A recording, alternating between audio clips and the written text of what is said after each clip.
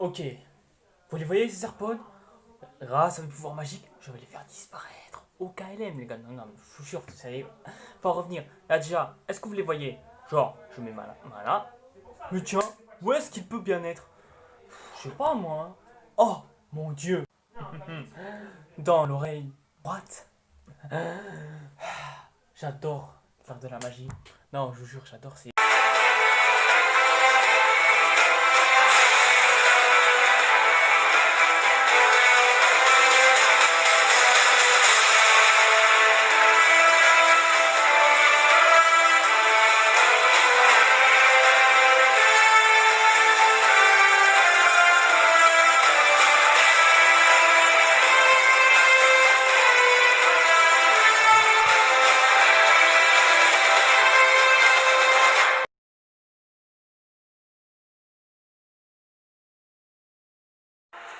Ils se rueront sur tes pas, ils trébucheront, ils tomberont, mais le moment venu,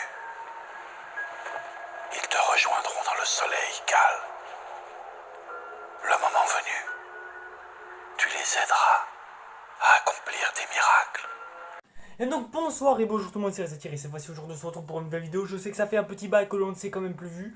Ouais, j'avoue, moi aussi ça fait un bail que je ne sais plus vu moi non plus, mais de toute façon ça paraissait tout à fait logique. Alors déjà, pourquoi est-ce que j'ai été assez en retard? Alors déjà parce que de 1 j'ai acheté un nouveau poster, ce qui explique d'ailleurs pourquoi est-ce que ce mur juste derrière là est totalement blanc. Mais du coup vous allez vous dire, mais attends, mais qu'est-ce que ça fait ton poster de Just Know? Alors ne vous inquiétez pas, il est juste là. Bon, j'ai coupé, donc comme je le disais, il est juste là. Voilà, j'espère que vous voyez très bien, hein. Et comme je vous ai dit, j'ai acheté un nouveau poster qui allait bien dans cette vidéo. Et puis bien sûr, je voulais l'accrocher, sachant que ce poster n'allait pas du tout dans le cadre de la vidéo évidemment, hein, puisque il allait certainement dépasser de quelques pixels.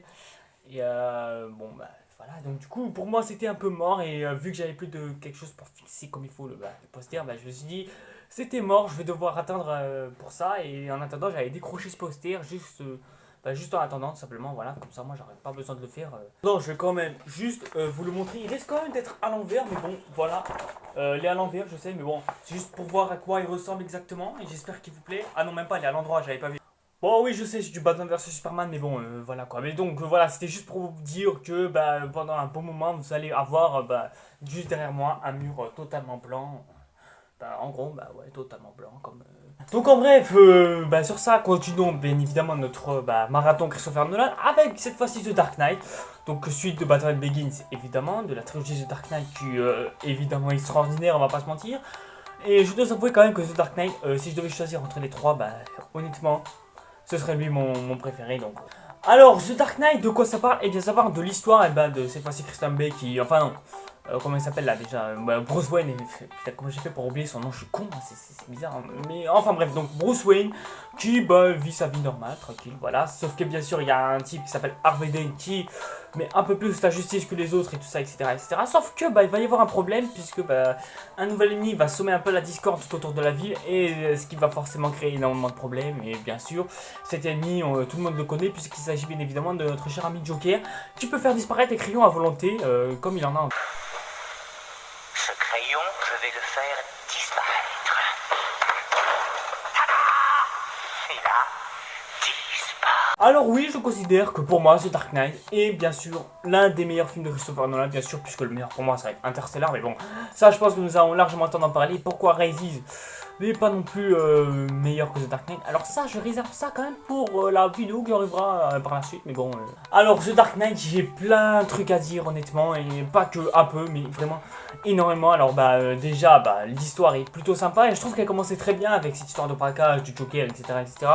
Moi je trouvais qu'elle commençait vraiment très bien, qu'on était vraiment bien parti, en bref, que vraiment l'histoire était vraiment super bien partie, et on commençait sur de bonnes bases, et vraiment voilà quoi, de quoi commencer un bon film de super-héros. Et ça fait énormément plaisir quoi, c'est vraiment, j'étais déjà dans l'ambiance dès le départ, sachant qu'en plus moi j'avais bien aimé Batman Begins, donc ça fait super, c'est un peu normal quand même d'avoir un début de The Dark Knight assez sympatoche. L'histoire est super, les acteurs sont évidemment extraordinaires, on parle surtout de Heath Ledger qui joue Joker cette fois-ci dans cette version.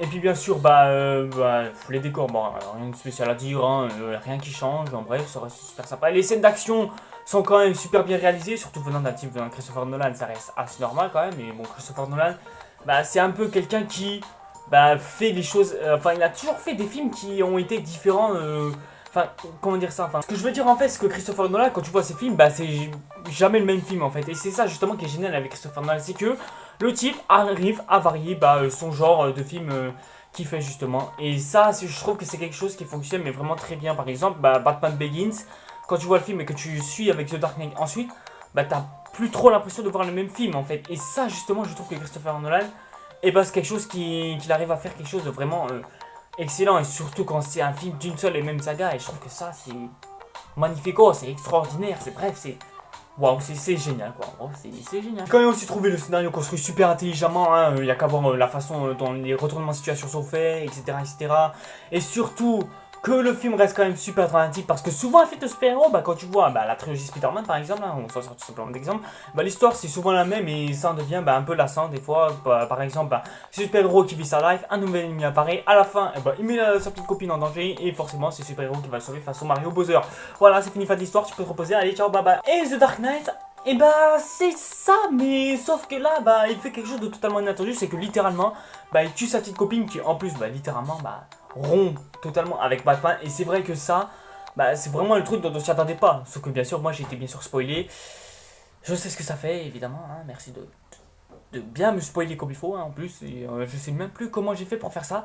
Mais ouais, j'ai été spoilé à ce moment-là. Harvey Dent aussi est un personnage, ma foi, plutôt admirable, qui, bon, devient un peu antagoniste à la fin, et bon, certaines personnes vont quand même être assez déçues de voir un double face qu'à la fin, c'est vrai, mais bon, je pense que c'était peut-être dû à un problème budgétaire, ou peut-être que l'acteur trouvait le costume qui rendait son visage assez moche, il devait forcément trouver ça désagréable, forcément, et donc évidemment, enfin voilà, il devait y avoir des excuses comme cela, ou peut-être manque de budget, ou etc., enfin...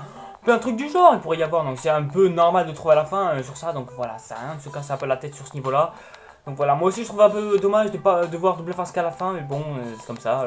J'adore aussi la façon dont on est totalement puissant face au Joker, et la façon dont les gens, enfin la façon de voir du peuple en fait, c'est ça vraiment que j'aime bien, c'est de voir à quel point le peuple, même la police et les forces de l'ordre sont totalement impuissants face au Joker, et ça se voit plusieurs fois, notamment lors du défilé là de deuil, évidemment. Ça, j'ai trouvé vraiment ça à la fois super dramatique, et vraiment ça je trouve que c'est quelque chose qui marche vraiment bien en ce qui concerne le film, et c'est vraiment quelque chose que j'ai vraiment kiffé. Évidemment, faut qu'on en parle, hein. Comment parler de The Dark Knight sans qu'on parle du Joker, évidemment, mais il faut qu'on en parle, il faut qu'on en parle, bien sûr, il faut qu'on en parle. Alors donc évidemment ce Joker, comme je l'ai dit, c'est le meilleur Joker qu'on ait eu pour l'instant, même Joaquin Phoenix que l'année dernière...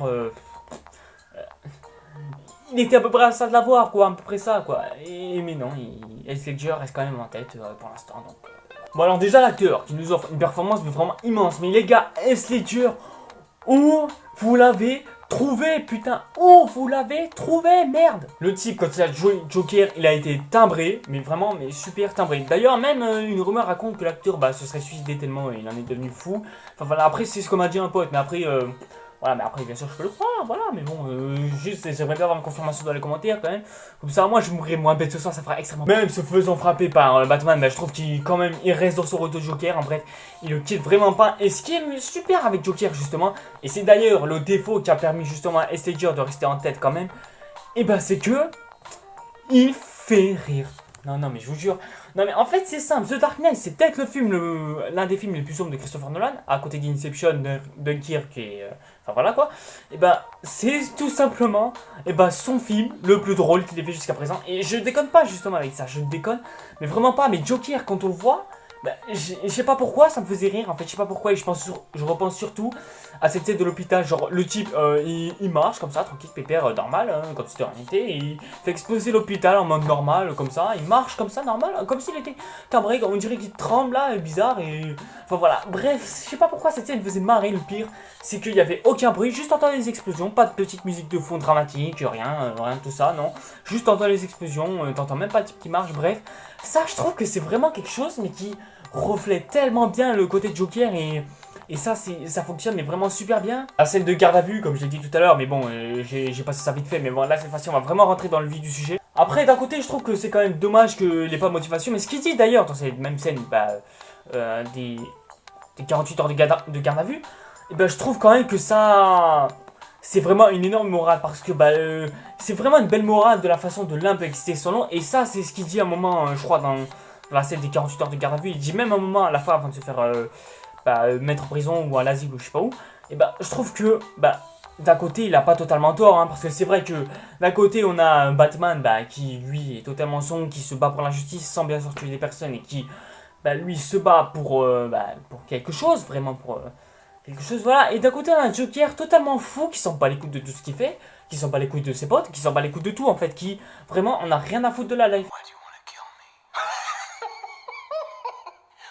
I don't want to kill you. What would I do without you? C'est ça qui est bien avec Joker justement, c'est que il précise que l'un ne peut exister sans l'autre et je trouve que bah, les motivations du Joker pour moi, elles me semblent assez évidentes quand même. Je trouve qu'il fait un peu noir, je vais peut-être allumer la lumière. Et d'ailleurs, c'est ce qu'il dira aussi à la fin, le fait qu'ils sont complets, que l'un ne peut exister sans l'autre et que bah, pour moi en fait c'est simple, le Joker, il fait tout simplement ça pour s'amuser avec Batman parce que bah imaginons que Batman n'existerait pas, et bah le Joker il n'aurait rien pour s'amuser et si Batman n'existerait pas, bah déjà il y aura plus de vilains, ça c'est sûr. Mais en tout cas, enfin non, si ce serait l'inverse, si Joker n'existerait pas, Batman, il se taperait des ennemis Pacha qui, enfin on dirait les ennemis sont bien, sont emblématiques. Enfin on connaît certains ennemis Batman, genre l'homme mystère, Bane évidemment, et après citez-moi sans doute dans les commentaires évidemment. Voilà pourquoi j'aime le Joker, tout simplement parce qu'il a des bonnes motivations. Même si elles paraissent un peu stupides, mais aussi assez compréhensibles quand même. Et c'est en ça que j'adore ce Joker. Et que pour moi, il reste même aujourd'hui indétrônable. C'est tout simplement parce que il a une ambition, il a totalement précisé pourquoi est-ce qu'il existe. Hein, parce que sinon, on s'ennuierait un peu s'il n'y aurait pas de Joker. Et il n'y en aurait pas eu de film pareil en 2019 hein, quand même. Et ça, c'est quelque chose que j'ai adoré dans ce film de Dark Knight. Donc, voilà. Maintenant, plaçons à la fin, bien évidemment, où il y a Double Face qui kidnappe la famille de... Comment il s'appelle là, Gordon, voilà ça. Et là, sur ce niveau-là, Batman, il s'avoue un peu comme... Enfin, il ne peut pas s'avouer comme un héros, puisque déjà dès le départ, il avouait déjà Harvey Dent comme un héros. Et bon, il est mort quand même d'un côté ténébreux, bien sûr. Et il veut faire en sorte que Harvey Dent soit encore aujourd'hui, même à sa mort, considéré comme un héros. Même si ça n'a pas été le cas, puisque malheureusement, Batman ne se considère pas assez comme un héros malgré lui. Et donc, il est obligé d'être un héros de long. Et ça, c'est aussi une fin que j'ai vraiment adorée. C'est parce que, un super-héros s'assume d'être un anti-héros et ça c'est quelque chose qui marche mais vraiment super bien. Et en bref voilà, parce que d'un côté on a quand même vu le film en intégralité, puisque dans Batman Begins on avait quand même eu un Batman super puissant. En même temps c'est parce que voilà quoi, c'était juste une volonté de faire un film classique de super-héros. Et ce qui marche super bien avec ce film de super-héros, c'est que on a affaire à un film de super-héros mais qui montre la chute un peu d'un film de super-héros. Et c'est ça justement qui fonctionne énormément. Faire en sorte qu'un film de super-héros mette son héros principal en tant qu'anti-héros, ça pour moi c'est une des grandes qualités du film. Et c'est l'une des choses qui font que le film reste extraordinairement incroyable. Et c'est pour ça que pour moi ça reste mon main. Et donc voilà, encore une fois pour moi ça reste l'une des plus grandes qualités du film. Et c'est en ça pour moi j'adore The Dark Knight. Et ça reste l'un des meilleurs films de Christopher Nolan. Et je dirais exactement quel est le meilleur un peu plus tard. Et pour moi The Dark Knight reste tout simplement pour moi l'un des meilleurs films de super-héros qu'on ait vu pour l'instant. Puisque le dernier film de super-héros qui a été le plus potable pour l'instant était Batman vs Superman. Donc avoir plus de 4 ans de films de super-héros, soit bof, soit juste bien mais sans plus, soit chier. Je trouve que ça fait un peu beaucoup là, non?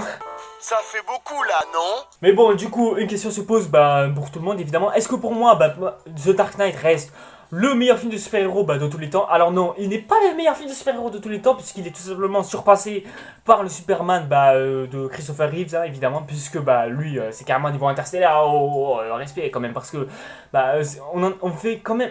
Enfin, à cette époque-là, on vit quand même à l'époque où le genre super-héroïque n'était pas encore super existant. Pour moi, c'est plus grâce au Superman de Christopher Reeves que le genre super-héroïque a commencé à s'étendre. Et c'est justement grâce à ce film qui a apporté énormément au cinéma. Et The Dark Knight a apporté quand même grand-chose. Mais bon, il n'est pas non plus plus extraordinaire que le Superman de Christopher Reeves. J'irai pas jusque-là non plus. Pour moi, Superman de Christopher Reeves évidemment reste le meilleur film de super-héros de tous les temps, et c'est pour ça que même encore aujourd'hui il reste indépassable. Et c'est pour ça. On va passer directement à la note, puisque on en est à 14 minutes de vidéo, il faut bien que ça se termine à un moment ou à un autre. Donc pour moi, alors honnêtement je vais pas du tout hésiter, je vais quand même mettre à 97% à un film comme The Dark Knight évidemment. Pour moi, ça reste l'un des meilleurs films de super-héros, même meilleur que ce qu'on a eu dans la décennie suivante. Et voilà, donc pour moi, il y a tout qui allait, les antagonistes, les personnages, le scénario, j'ai presque rien à reprocher, je me suis pas ennuyé ne serait-ce qu'une fois, je me suis diverti devant un film de super-héros et ça fait quand même plaisir. Et le seul film qui a utilisé ce genre de thématique, la chute du super-héros, et ben c'était quand même Civil War, mais bon, là on divise une équipe de super-héros en deux, et pour moi, ça fait que ça reste assez dramatique, mais bon, ça reste moins efficace que l'était The Dark Knight, et donc voilà, donc c'est pour ça. Du coup, pour moi, The Dark Knight, je lui accorde 98%, puisque ça reste l'un des meilleurs films de super-héros qu'on ait vu pour l'instant. À côté de Batman vs Superman évidemment, ou quelques films de super-héros par-ci par-là, Man of Steel, la trilogie Spider-Man évidemment. Donc voilà, 98% pour The Dark Knight. Bon voilà les gens, c'est tout pour cette vidéo, merci en tout cas de l'avoir suivi. Bon, par contre, petite info, je vais pas continuer avec Rises, l'opus final de la trilogie de Christopher Nolan. Donc je vais continuer avec Inception. Alors pourquoi? Je vais tout simplement ça par année.